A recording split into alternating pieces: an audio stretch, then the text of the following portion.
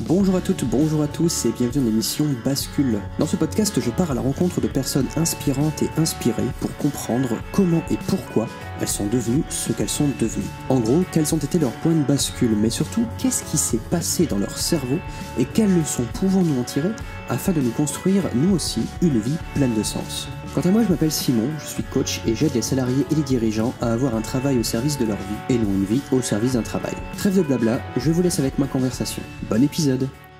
Salut Blas, merci Salut, beaucoup d'avoir accepté mon invitation. Est-ce que tu peux te salut présenter en Simon. quelques mots? Salut Simon, écoute, merci beaucoup à toi. Pour me présenter en quelques mots, je dirais que je suis créateur de contenu sur YouTube en premier lieu. Donc j'ai une chaîne plutôt axée philosophie pour le coup, sur laquelle je propose des formats dans lesquels j'essaie de lier l'actualité et la vie contemporaine à des questions philosophiques ou à portée philosophique. Et puis en parallèle, j'aime créer du contenu et du contenu vidéo spécifiquement. Donc je suis aussi un rédacteur de scripts vidéo, parfois monteur aussi pour les entreprises à côté. Pour, à défaut de pouvoir vivre de ma chaîne YouTube, je fais ça actuellement. Et Mhm. puis voilà, bon, plus simplement, je peux aussi dire que je suis un grand curieux qui aime découvrir, qui aime discuter, qui aime voyager. Donc voilà comment je me présenterai. Ok, ça marche.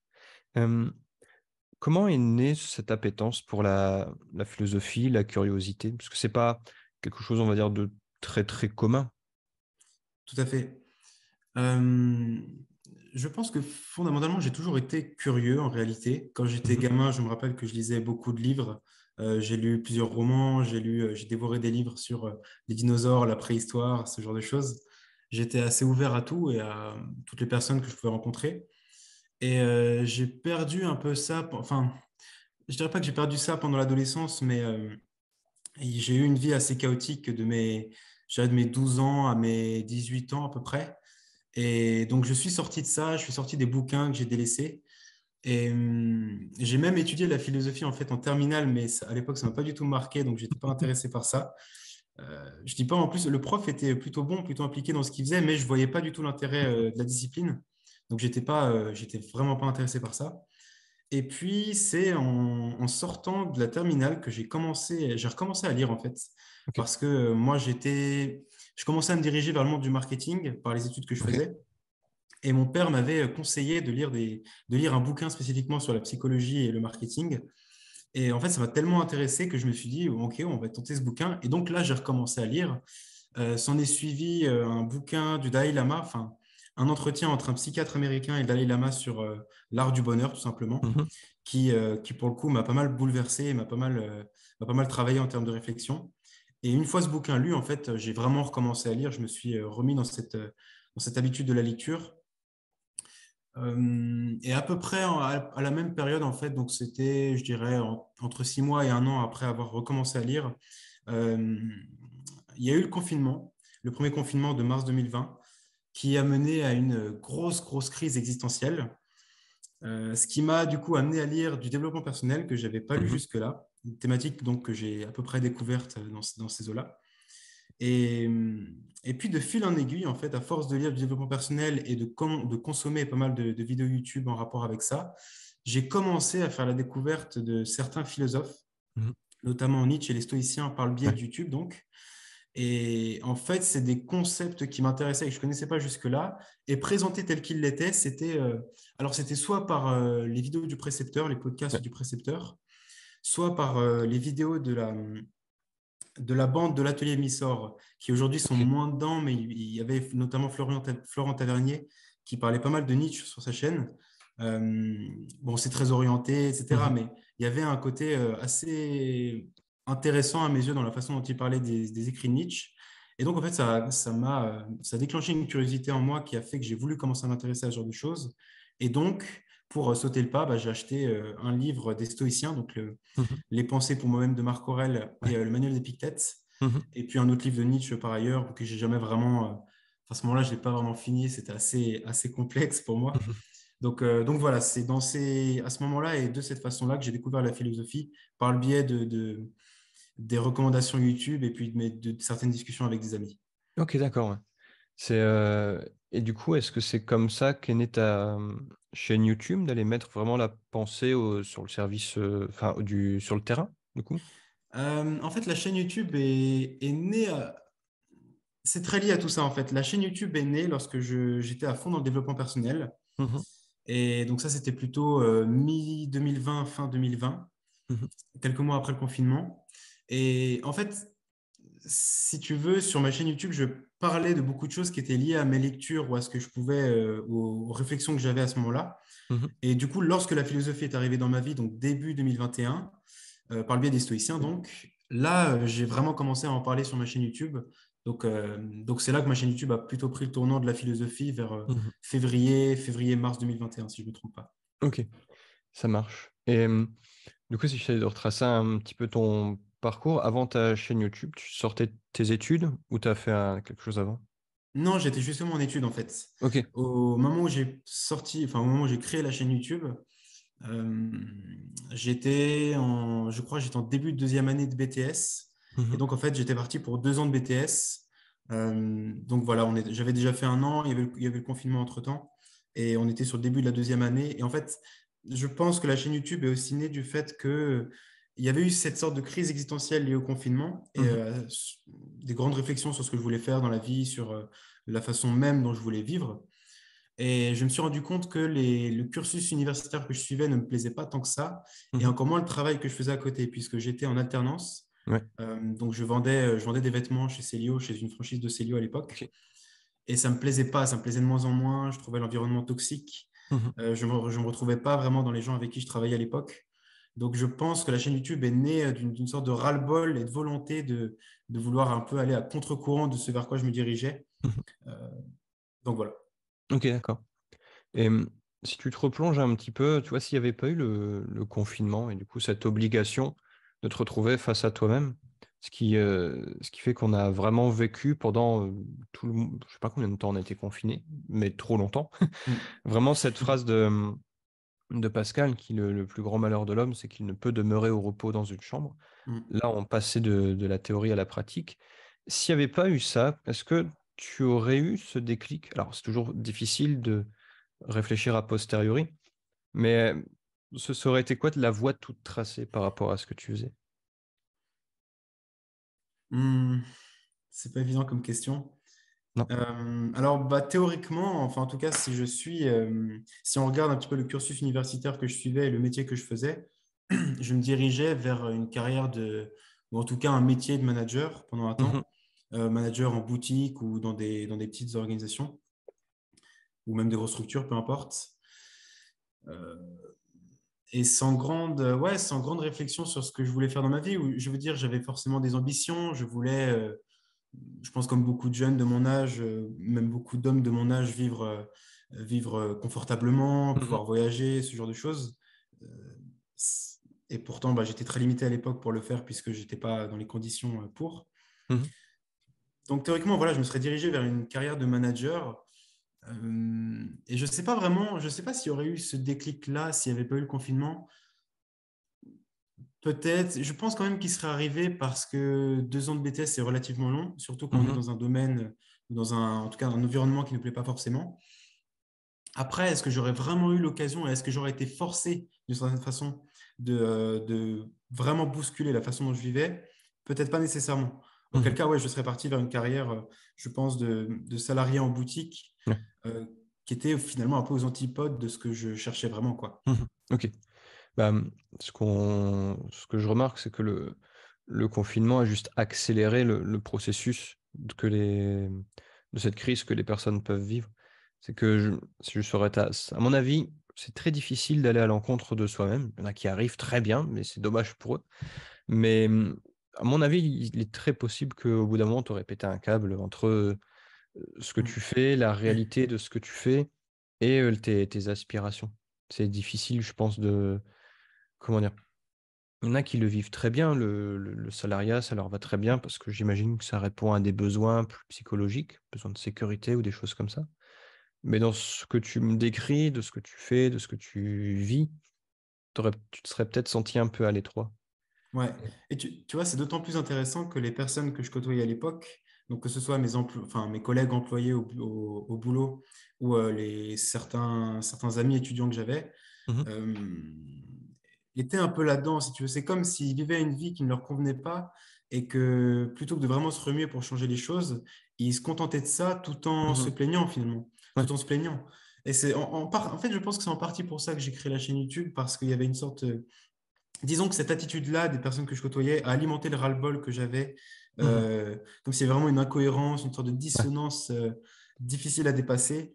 Et, euh, et, et je voulais aider les gens qui m'entouraient à dépasser ça par le Mhm. biais justement du développement personnel Mhm. et d'une vraie réflexion sur ce qu'on peut faire de sa vie, quoi, Mhm. qui a ensuite mûri encore plus avec la philosophie, mais je pense Ouais. qu'on reviendra dessus. Mhm. Ouais, du coup, finalement, ta chaîne YouTube, elle t'a aidé toi.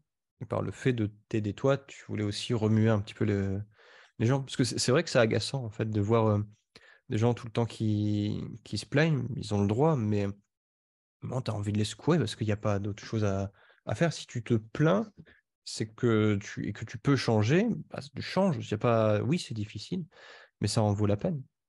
Et, Tout à fait. est-ce que tu as eu un moment d'épiphanie? Est-ce que là, par exemple, tu dirais que tu as trouvé ta voie, du coup? Je pense que oui. Je pense que oui. Tu vois, il y a quelques mois, je t'aurais dit oui, assurément. Ouais. Aujourd'hui, je pense que oui. Je dis que je pense parce que, en fait, j'ai l'impression que tout peut être amené à changer. Et finalement, pas forcément très vite, mais en fait, je suis encore jeune. Je suis Mhm. encore jeune, j'ai encore beaucoup de choses à voir, beaucoup de choses à expérimenter, beaucoup de personnes à rencontrer. Et je sais que tout ça aura forcément un impact sur la voie que je vais choisir de suivre, en fait. Mhm.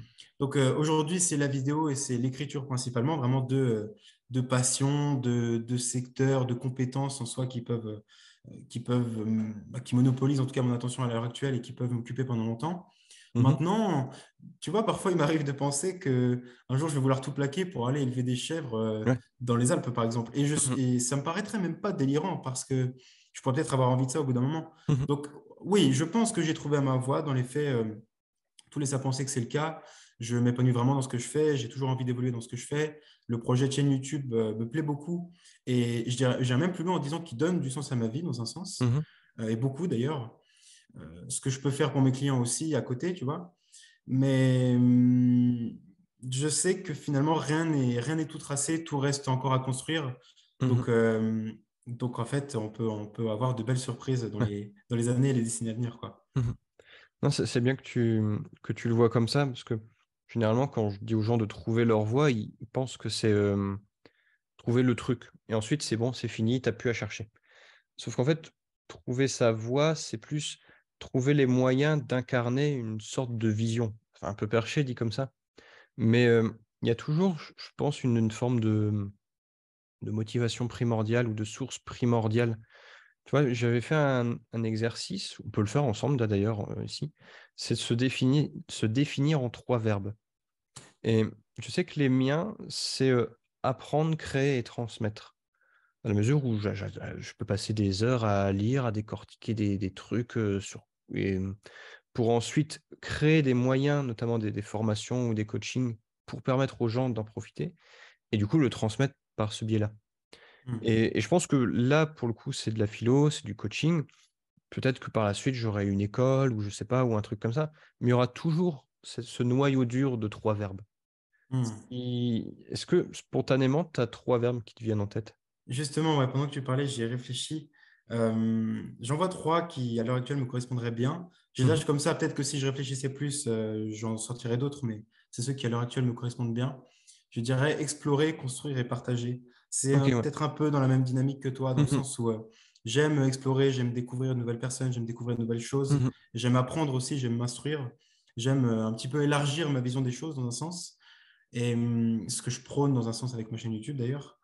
J'aime construire mais construire de façon très générale, en fait, que ce soit construire du contenu, entre grosses guillemets, construire quelque chose, construire une famille, puisque c'est une ambition aussi, construire quelque chose de sain pour les gens qui Mhm. m'entourent, construire quelque chose de sain pour moi, construire, je sais pas, ça peut être par le biais du sport, par exemple, aussi, Ouais. construire un corps qui nous convient, construire une mentalité par le biais de lecture et de discussion qui nous Mhm. convient aussi. Et puis ensuite partager parce que si on était tout seul, finalement, tout ça n'aurait aucun sens, en fait. Mhm. C'est aussi parce qu'il y a des gens qui nous entourent qu'on peut faire ce qu'on fait et on fait aussi souvent ce qu'on fait pour d'autres. Ça touche toujours Mhm. d'autres personnes. On n'est jamais tout seul dans ce qu'on fait, malgré que bien que certaines personnes tendent à dire que c'est le contraire, mais Mhm. le fait de partager me plaît énormément. Puis je le constate même dans ma vie de tous les jours. Lorsqu'il m'arrive une bonne nouvelle, lorsqu'il m'arrive Ouais. même quelque chose de grave, j'aime aussi en faire part à d'autres. Mhm. Euh, Lorsque je vois quelque chose qui m'amuse, j'ai envie de le montrer à d'autres. Enfin, le partage est vraiment prédominant dans ma vie aussi. Mhm. Ok. Du coup, si, qu'est-ce qui se passerait si tu avais. Enfin, est-ce que tu as déjà eu l'occasion de ne pas pouvoir partager un truc que tu aurais aimé? Enfin, est-ce que tu sentais une forme de frustration? Euh, Ouais, par exemple, bah, tu vois, typiquement, quand j'avais lancé ma chaîne YouTube, donc je t'ai dit que c'était à peu près au milieu de mon cursus universitaire, donc il me restait environ un an d'études. Mhm. Et dans ces un an d'études, en fait, donc, je passais la moitié de mon temps à Lyon pour mes études, enfin, pour l'école en physique. Mhm. Euh, et le reste du temps, même en fait les deux tiers du temps quasiment, j'étais dans le Jura, là où était mon entreprise, et j'avais un petit appartement, mais Mhm. j'étais dans une petite ville du Jura dans laquelle il n'y avait personne. Ouais. Je n'avais ni amis, la moyenne d'âge là-bas est très élevée, et il y avait pas grand monde avec qui je m'entendais, même personne, en fait, j'avais pas d'amis proches là-bas. Mhm. Et si tu veux, je ne faisais que travailler la journée dans la boutique de fringues dans laquelle j'étais. Donc, à part le travail, c'est-à-dire vendre des fringues ou conseiller des clients ou encaisser des clients, je ne Mhm. faisais rien. Je n'avais pas vraiment le temps de partager des projets que j'avais avec les employés qui étaient autour de moi. D'autant plus finalement qu'on n'était pas sur la même longueur d'onde. Donc, ça Mhm. faisait pas vraiment sens pour moi de partager ce que je faisais avec eux, puisque c'était pas, j'en avais pas envie en fait, j'en avais pas envie Mhm. et je savais qu'eux me diraient pas forcément grand-chose de pertinent.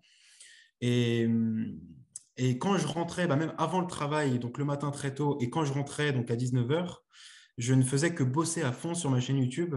Ouais. Les seuls moments où j'avais le temps d'écrire des scripts, de monter des vidéos, de tourner, de faire des Mhm. recherches, de lire. Mhm.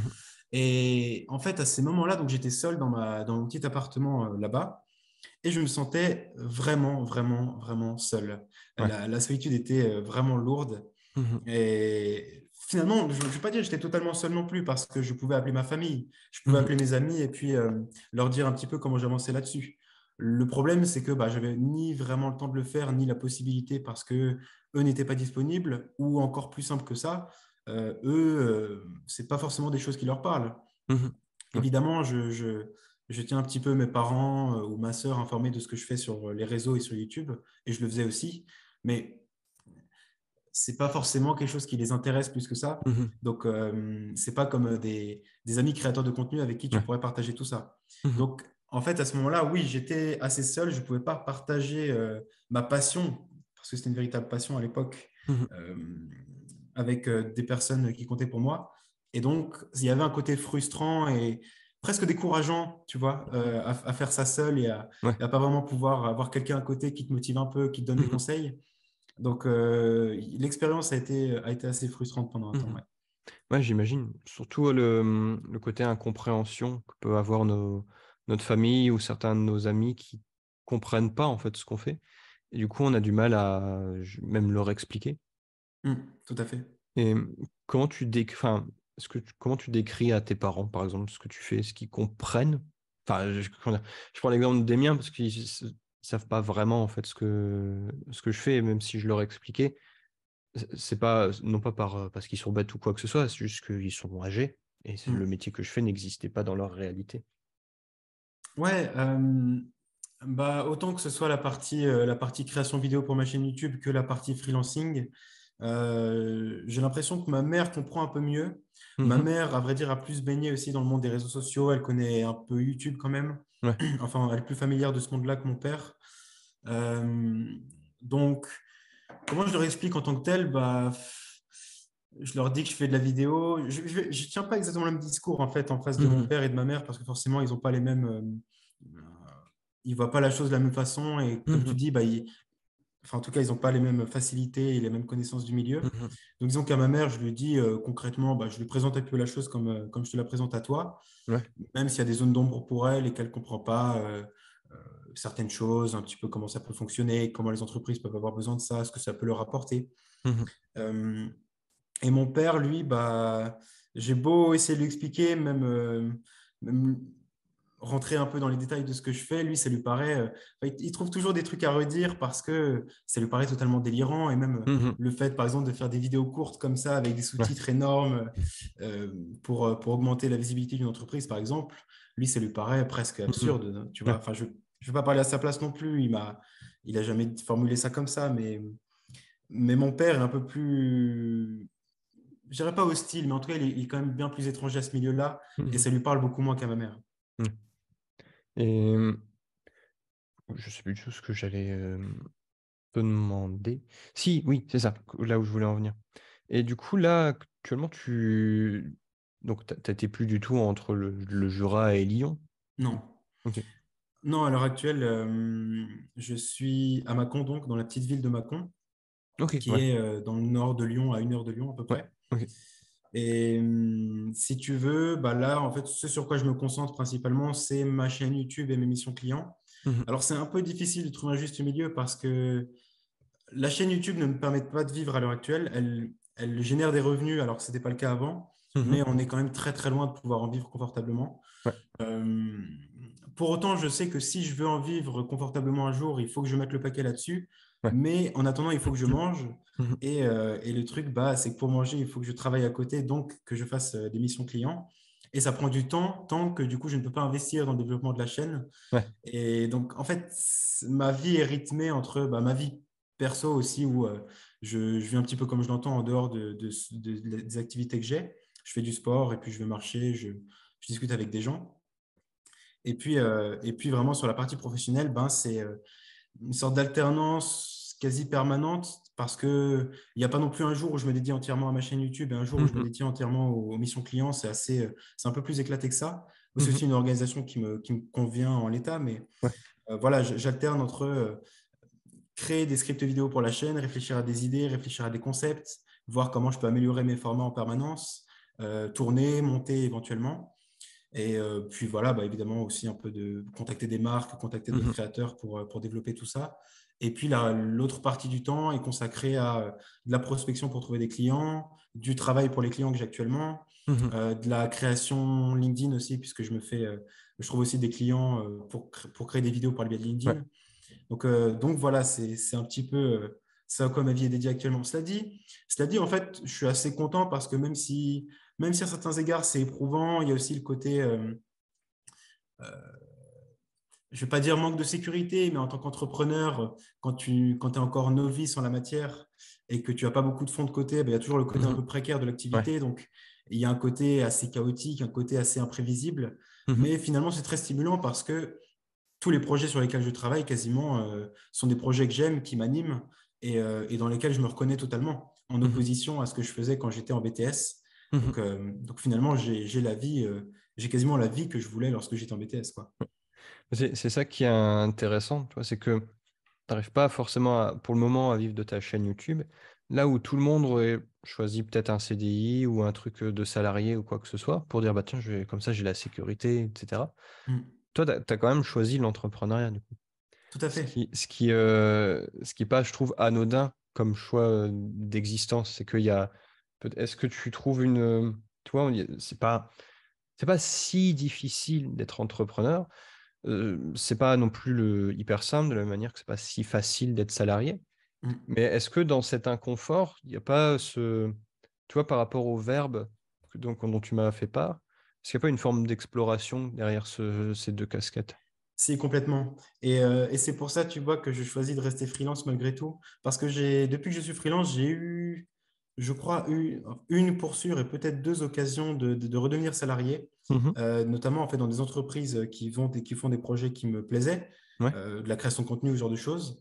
Mhm. Et finalement, avec le recul, je voulais pas, enfin, et c'est Mhm. évident de toute façon parce que je suis encore freelance, je voulais pas redevenir salarié Ouais. parce que la possibilité d'être freelance me donne le pouvoir d'une certaine façon, même si bon, on peut toujours nuancer et dire que c'est encore limité parce que euh, ma trésorerie n'est pas forcément incroyable, mais j'ai quand même cette capacité de pouvoir gérer un peu mes journées comme je l'entends, même Mhm. je gère mes journées comme je l'entends, et en même temps de choisir un peu les projets sur lesquels je veux travailler, les gens avec qui je veux travailler Mhm. et, et tout en choisissant moi-même un petit peu le ton que je veux donner à mon travail et la casquette que je veux donner à mon activité.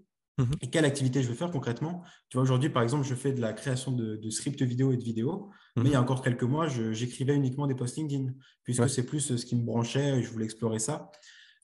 Et puis, par le passé, j'avais encore fait un petit peu d'emailing, j'avais écrit des textes pour des sites web, enfin des trucs comme Mhm. ça.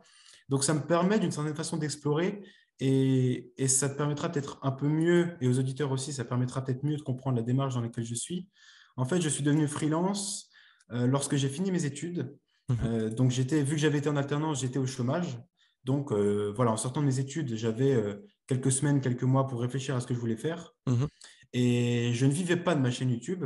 Ouais. D'ailleurs, bon, j'en vis toujours pas aujourd'hui. Mais à ce moment-là, je ne vivais pas de ma chaîne YouTube et je voulais à tout prix en vivre. Mhm. Donc, ce qui s'est passé, c'est en septembre 2021, Mhm.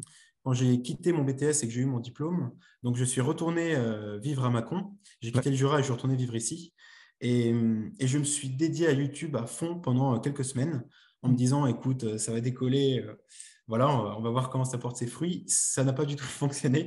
Enfin bon, la chaîne YouTube a gagné un peu de trafic, mais on était très très loin d'en vivre.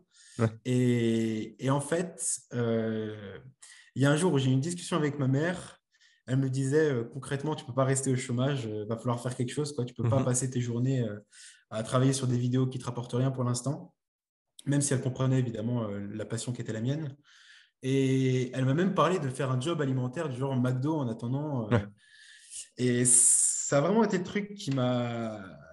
Je voulais vraiment pas de ça en fait. Je voulais vraiment pas de ça. Je voulais pas non plus retourner en boutique. Je voulais pas d'un travail salarié en général. Alors, je tiens pas le discours de ceux qui tapent sur le salariat, Ouais. etc.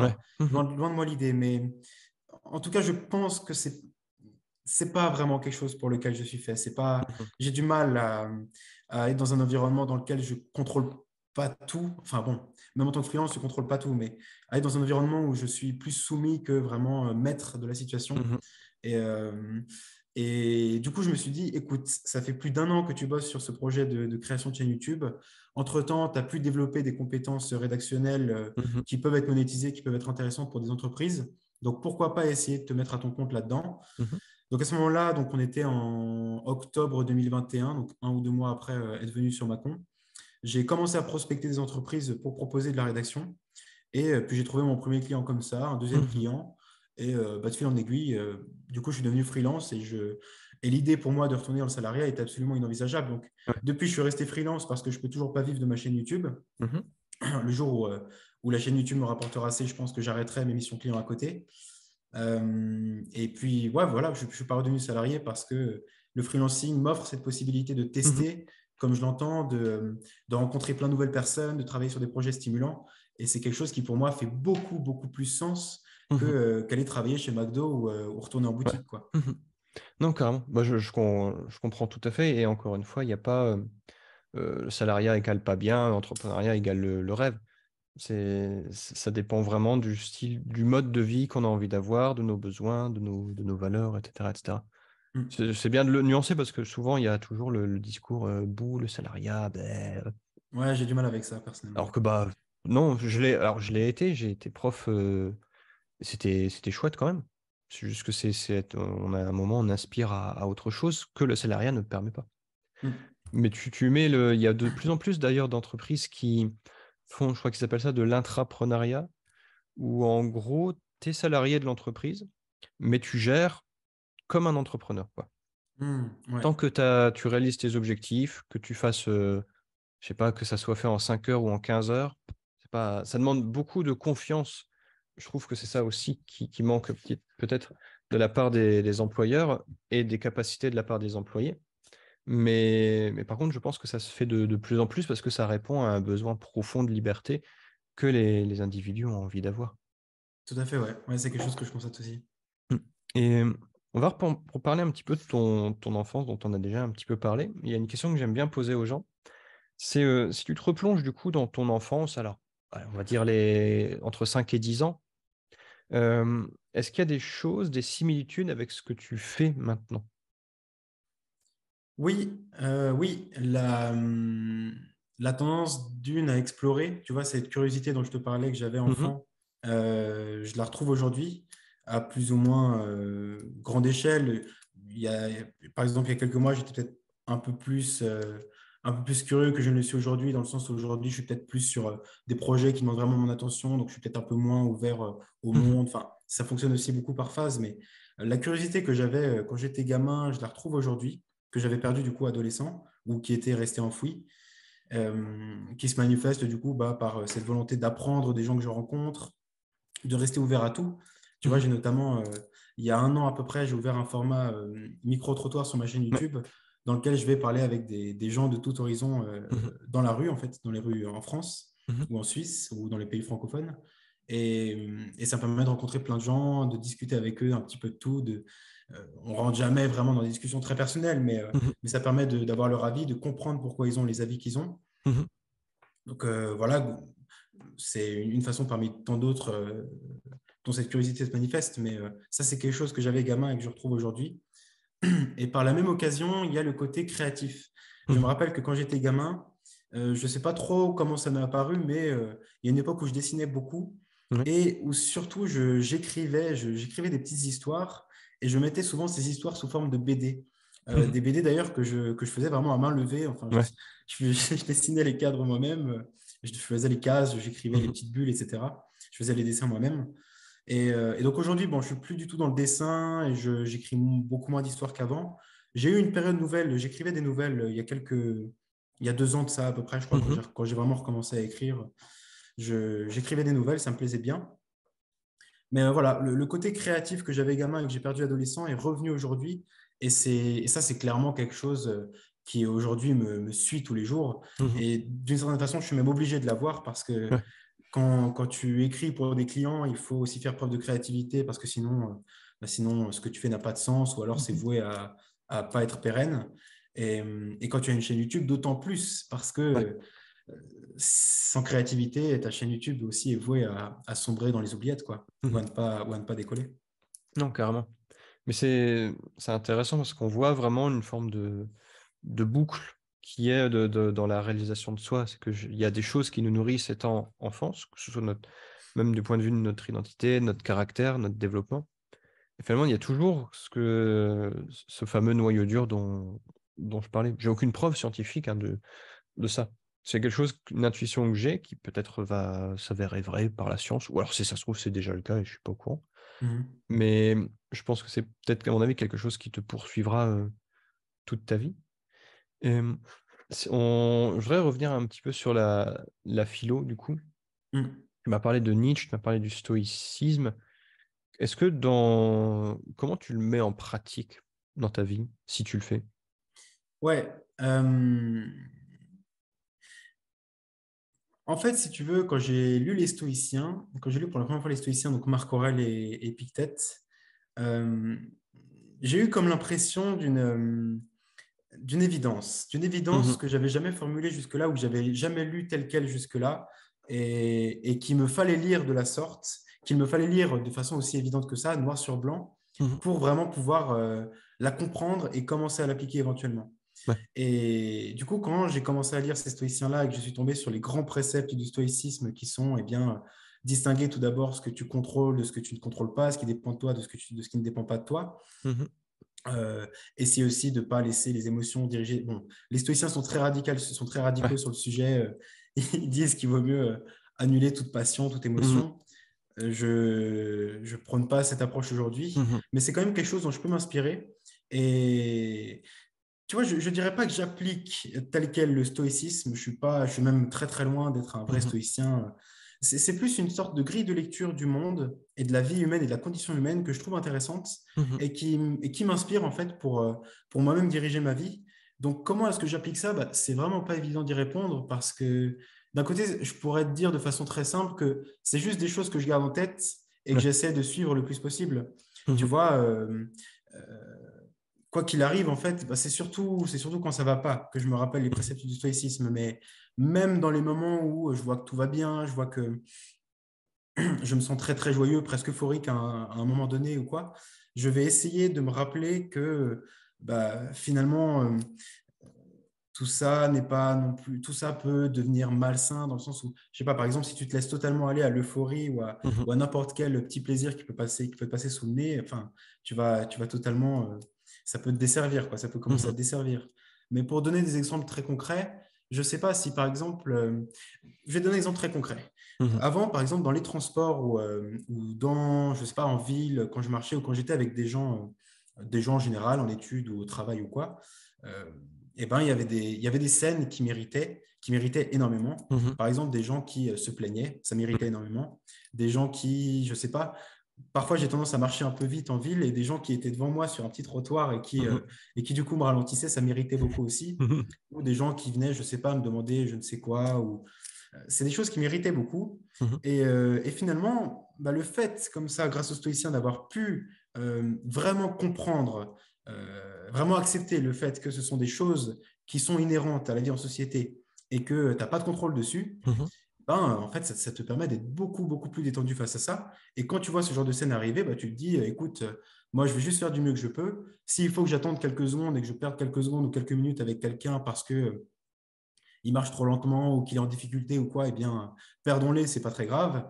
Et puis, si je peux changer la situation de sorte que ça soit à mon avantage et à celui des autres aussi, faisons-le. En fait, j'ai l'impression que d'une certaine façon, ça m'a rendu beaucoup plus pragmatique que je ne l'étais avant.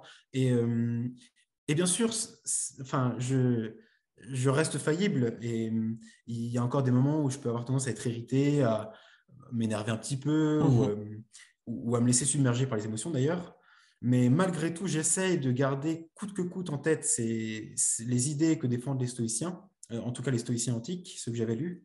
Et ça me permet, malgré tout, de trouver une certaine quiétude, même dans les situations les plus complexes, même dans le cas où tu as des situations de panique, des situations très délicates, tu vois, ça me permet de rester le plus droit possible et ça fait beaucoup de bien, quoi. Donc, ouais, j'ai l'impression de ne pas vraiment avoir répondu à ta question, mais l'idée, c'est que je garde ça en tête en permanence et j'essaye autant que faire se peut d'appliquer ces principes-là dans la mesure du possible, tout en sachant aussi que j'aime beaucoup la morale stoïcienne, mais je ne la prends pas pour argent comptant et j'ai tendance un peu à nuancer ces principes-là en fonction de ce que je veux vraiment de la vie, quoi. Non, bah, si en soi ça répond totalement à ma question, il n'y a pas. Alors si, il y a le manuel d'Épictète, mais c'est pas.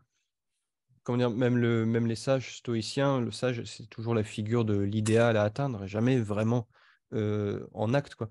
Mais il y a aussi cette distinction qui est que les sages stoïciens, donc déjà, on retient souvent Marc Aurèle, Épictète et Sénèque, c'est le stoïcisme impérial, mais le stoïcisme date de même 300 avant Jésus-Christ. Mais c'est surtout que la distinction entre ce qui dépend de nous et ne dépend pas de nous a évolué au fur et à mesure de notre époque, avec Internet, avec l'apogée de la technologie, etc.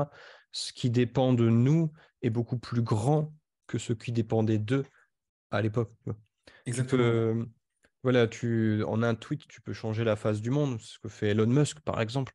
Et du coup, est-ce que ça dépend de lui? Finalement, par le biais de cette technologie, le biais des médias et la promulgation, le nombre de personnes dont on est, oui, ça peut dépendre de lui. Même tu vois, la qualité de l'air peut dépendre de nous. Tout Alors à fait. que si on en croit les stoïciens, non, finalement. Le climat ne dépendrait pas de nous, alors que finalement, si, par le biais de l'intervention humaine dans l'Anthropocène, du coup. Donc c'est beaucoup plus difficile d'être stoïcien aujourd'hui. Mais comme tu l'as dit aussi, on prend l'impression d'une morale très austère ou des choses comme ça. Et là, oui, je trouve qu'il faut un petit peu d'Épicure aussi dedans. Parce que là où Épicure il avait plutôt une philosophie, on parle souvent de la gratitude, de pratiquer la gratitude ou quoi que ce soit. Et finalement, quand tu lis Épicure, qui disait qu'il faut se réjouir de. Alors, voilà, les stoïciens disaient n'oublie pas que tu peux mourir demain, en gros. Là où Épicure va plutôt dire n'oublie pas que tu aurais pu ne pas exister. Et c'est là vraiment je trouve, où tu peux apporter un petit peu plus de joie, parce que là où tu prends un moment de plaisir et tu as l'ombre d'Épictète qui dit attention, tu peux crever demain, hein. Tu dis ouais, bon, ça va, c'est bon. Et à côté, tu peux avoir Épicure qui dit ouais, profites-en parce que ça aurait pu ne pas exister. Et c'est un peu plus cette gratitude-ci, je trouve, qui est plus apaisante que l'austérité un petit peu stoïcienne. Je ne sais pas si tu as un avis dessus ou pas. Tout à fait. Alors moi, je ne me suis pas plongé dans Épicure, mais je vois un petit peu quelles sont les grandes idées du personnage. Et j'aime aussi beaucoup cette idée de laisser quand même une certaine place au plaisir. Tu vois, tu sais, il me semble qu'il fait la distinction entre les plaisirs naturels et Ouais. nécessaires, les plaisirs non naturels et non nécessaires, et les plaisirs naturels et non nécessaires aussi. Mhm. Euh, il laisse quand même cette place au plaisir que pour le coup, les stoïciens excluent totalement, j'ai Mhm. l'impression. Euh, Ce que j'ai compris des stoïciens que j'ai lus, il y a ce côté extrêmement austère et, et tu as l'impression d'une certaine façon il y a cette volonté de... C'est peut-être pas le cas, mais c'est toujours un peu l'impression que j'ai eue en les lisant, et surtout Épictète, qu'il y a cette volonté vraiment de se contenter même des pires situations possibles, là Mhm. où finalement, bah, c'est peut-être pas non plus...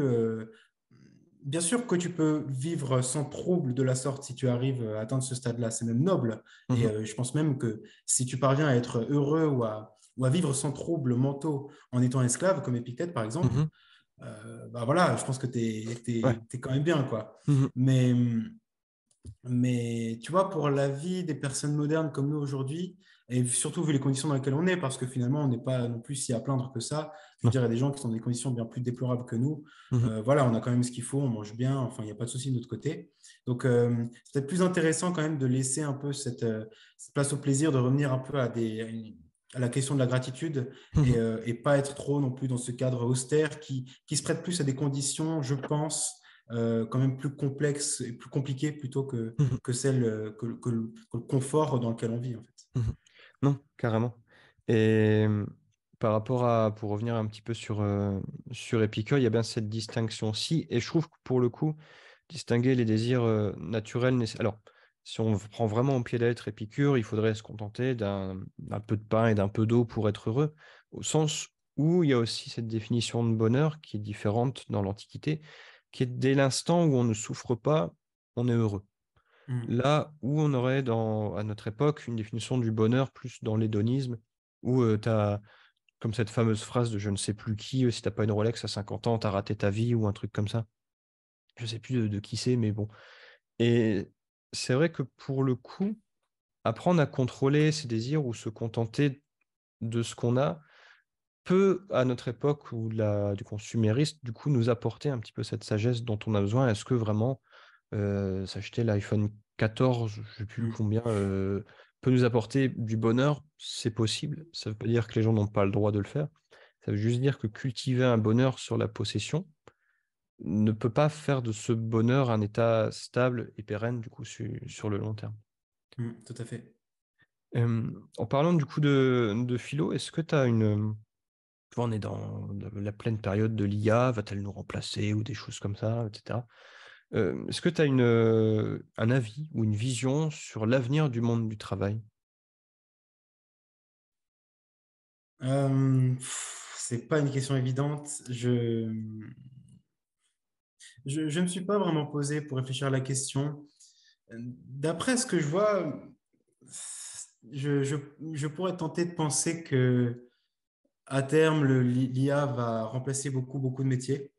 Mhm. C'est quand même, c'est un petit peu l'impression qu'on peut avoir. Par exemple, euh, tu vois, quand tu vas dans les supermarchés aujourd'hui, il est courant qu'on voit des caisses automatiques Ouais. et il est même de plus en plus courant de voir des magasins dans lesquels tu n'as quasiment que des caisses automatiques. Mhm. Par exemple, il y a un Décathlon là à Mâcon dans lequel je vais depuis que je suis gamin.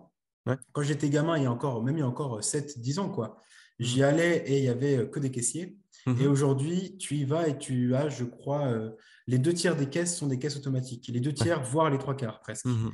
Et bon, ça ne veut pas non plus dire forcément que les personnes qui étaient caissières avant ici sont maintenant au chômage ou ne font absolument plus rien. Peut-être qu'elles font juste autre chose ou que Mhm. elles ont monté dans l'entreprise ou quoi. C'est possible. Mhm. Maintenant, ouais, étant donné les progrès fous de l'IA ces dernières années et même sur des tâches qu'on aurait jugées il y a encore quelques mois ou quelques années impossibles pour certaines IA comme par exemple la génération de texte ou ce genre de choses, eh Mhm. bien, je tends à penser qu'il y a pas mal de métiers qui vont disparaître. Et est-ce qu'il sera vraiment possible de reconvertir toutes les personnes qui vont ne plus avoir de métier, sachant qu'on ne va pas mettre tout le monde au chômage, enfin, Ouais. en tout cas en l'état, ce serait assez compliqué. Je ne sais pas. Peut-être que on irait tranquillement vers un monde dans lequel on serait tous au revenu universel ou alors, Mhm.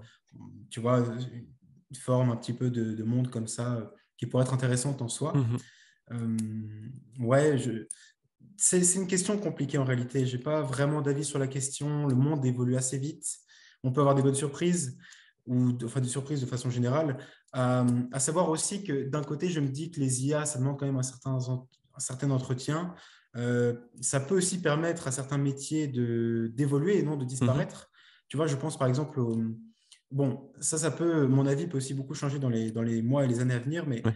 je pense aux métiers créatifs comme les graphistes ou les copywriters, par exemple, Mhm. ou les rédacteurs de texte. Ça, d'ailleurs, ça fait beaucoup de bruit sur LinkedIn en ce moment. Mhm. D'aucuns pensent que ce genre de métiers vont totalement disparaître parce que l'intelligence artificielle va les remplacer de tout en tout, Mhm. puisqu'elle sera plus efficace et que les humains, en fait, feront même plus le poids face à ça. Les graphistes feront du travail de moins bonne qualité et Ouais. beaucoup plus cher que des intelligences artificielles qui font des trucs incroyables en quelques Mhm. secondes et pour quasiment rien. Maintenant, je vois aussi une autre vision qui, moi, me plaît plus et à laquelle j'accorde un peu plus de crédit à l'heure actuelle. Ce serait que les créatifs comme ça, tu vois, les graphistes ou les rédacteurs de texte, les artistes même, plutôt que de se faire remplacer par l'intelligence artificielle, apprennent à utiliser ce genre d'outils au Mhm. service de leurs compétences, de leurs affaires, et du coup enrichissent leur production et leur art par le biais de l'utilisation de ces intelligences artificielles. Mhm. Donc, donc, auquel cas, il y a des métiers qui ne disparaîtraient pas, mais qui seraient enrichis de la présence de l'intelligence artificielle. Maintenant, bon, après, des métiers beaucoup plus... en fait, même, on peut avoir tendance à se dire que l'IA va directement remplacer les chauffeurs de taxi, etc. Mais pas nécessairement. J'avais lu l'ouvrage génial de Yuval Noah Harari, Homo Deus, Mhm. dans lequel il disait vers la fin de l'ouvrage ou dans l'avant-dernière partie, que même des métiers assez renommés aujourd'hui, comme par exemple des cancérologues, Mhm. pouvaient disparaître parce que les intelligences artificielles, même aujourd'hui, souvent donnaient des résultats plus fiables et plus précis Ouais. sur Mhm. des analyses, tu vois, de poumons de poumons Mhm. cancéreux que des cancérologues eux-mêmes avec des dizaines d'années d'études ou des Ouais. dizaines d'années d'expérience. Mhm. Donc, donc, on peut avoir de sacrées surprises. Mon avis n'est pas tranché pour l'instant, mais ce qui est certain, c'est que l'IA va totalement disrupter le monde du travail. Ouais, ça, c'est sûr. Mhm. Non, carrément.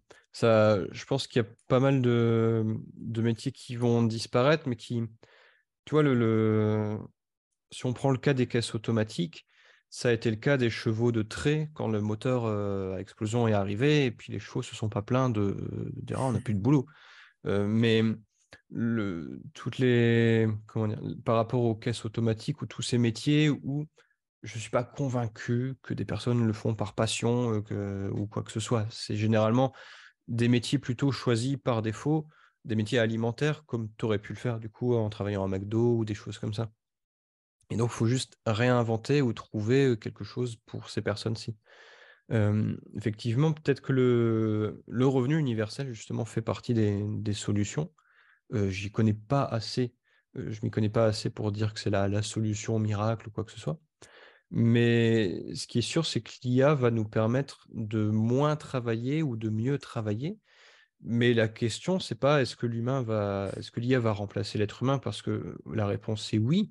C'est plutôt qu'est-ce qu'on va faire des humains qui vont être de plus en plus nombreux, où il y aura beaucoup plus de demandeurs d'emploi que d'emplois réels, quoi. Mm. Et ça, pareil, la question reste en suspens. Soit on sera tous freelance et on sera vraiment dans une société de service, un petit peu comme avant la révolution industrielle, du coup, où chacun son petit échoppe, son petit truc, etc. Et plus des artisans, ce qui peut être assez chouette en plus. Soit effectivement, il y aura instaurer une forme de revenu universel où, malheureusement, je pense, les pays les moins développés bosseront pour les pays les plus développés où ce sera instauré. Mm. Mais bon, Complètement. ça reste en suspens. Et toi, tu disais un truc intéressant sur lequel j'aimerais juste insister, c'est que l'intelligence artificielle permettrait justement de prendre en main, bon, j'y prendre en main l'intelligence artificielle, voilà, en tout cas, s'occuperait de tâches qui sont relativement ingrates aujourd'hui. Je pense à des métiers comme bah, justement les caissiers, comme Mhm. des gens qui travaillent à la chaîne chez McDo ou ce genre de Ouais. choses. Éventuellement, l'IA pourrait remplacer l'humain sur ce genre de tâches Mhm. pour permettre aux humains qui font aujourd'hui ce genre de choses un peu par dépit, parce que Mhm.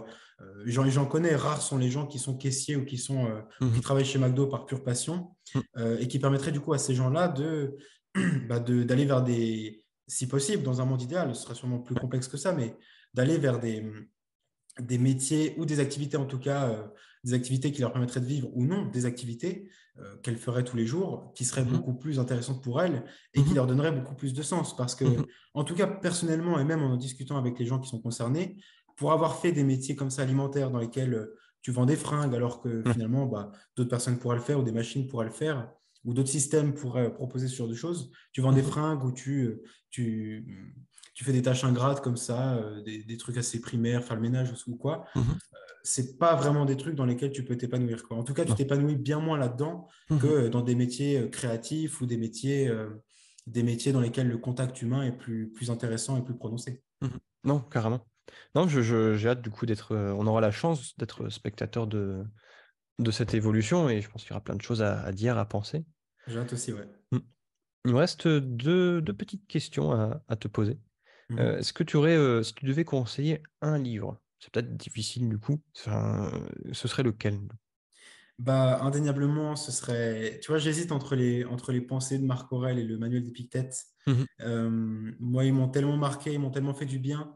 Et je m'y réfère si souvent que je conseille ces livres à la plupart des gens qui me le demandent.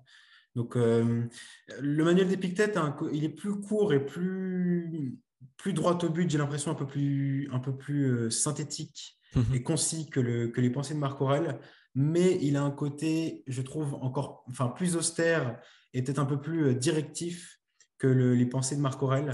Donc, voilà, pour le côté simple et pratique de la chose, peut-être le manuel d'Épictète, qui est vraiment pas mal, et sinon, les pensées de Marc Aurèle, et éventuellement, je pose ça là, mais j'avais lu l'année dernière un bouquin que j'ai trouvé passionnant et génial. C'est le désert des Tartares de Buzzati, de Dino Buzzati. Ouais. Je ne sais pas si tu connais. Je connais, mais jamais lu. C'est un superbe ouvrage. Je dirais pas que c'est sur l'absurde. Enfin, en tout cas, c'est un récit. Pour faire simple, c'est un récit dans lequel tu suis un soldat qui arrive dans une forteresse et qui passe sa vie à attendre un ennemi qui n'arrive jamais vraiment. Et donc, il y a tout un rapport à la temporalité, à la condition humaine, à l'absurdité de la condition humaine qui est très, très, très intéressant. Ce livre m'a beaucoup fait réfléchir, en plus de certains livres que j'avais lus de Camus. Donc, si vous avez l'occasion de le lire aussi, il est vraiment bon. Ok, je me le suis noté. Du coup. Et est-ce qu'il y a une citation ou un mantra qui t'accompagne de temps en temps? C'est rigolo parce que je pose toujours cette question à la fin des micro-trottoirs. Et